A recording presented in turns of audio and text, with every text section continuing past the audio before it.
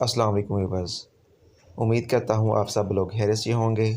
اللہ پاک آپ سب کو اپنے حفظ و امان میں رکھے۔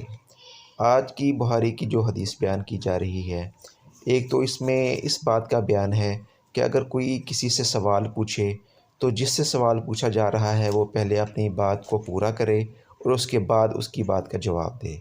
اور دوسرے نمبر پہ قیامت کی نشانی کیا ہے، اس کے بارے میں بتایا جا رہا ہے۔ تو آئیے چلتے ہیں حدیث بخاری کی طرف۔ حضرت ابو ہریرہ رضی اللہ تعالی عنہ کہتے ہیں کہ ایک دن نبی کریم صلی اللہ علیہ وآلہ وسلم مجلس میں لوگوں سے کچھ بیان فرما رہے تھے کہ اسی حالت میں ایک اعرابی آپ صلی اللہ علیہ وآلہ وسلم کے پاس آیا اور اس نے پوچھا کہ قیامت کب ہوگی؟ تو رسول اللہ صلی اللہ علیہ وآلہ وسلم نے کچھ جواب نہ دیا اور اپنی بات بیان کرتے رہے۔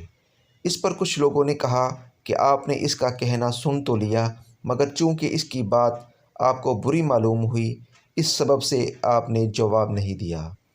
اور کچھ لوگوں نے کہا کہ یہ بات نہیں ہے بلکہ آپ نے سنا ہی نہیں۔ جب آپ صلی اللہ علیہ وآلہ وسلم اپنی بات ختم کر چکے تو فرمایا کہ کہاں ہے؟ راوی کہتے ہیں کہ میں سمجھتا ہوں اس کے بعد یہ الفاظ تھے، قیامت کا پوچھنے والا۔ سائل نے کہا یا رسول اللہ صلی اللہ علیہ وآلہ وسلم میں موجود ہوں۔ آپ نے فرمایا جس وقت امانت ضائع کر دی جائے تو قیامت کا انتظار کرنا۔ اس نے پوچھا کہ امانت کا ضائع کرنا کس طرح ہوگا؟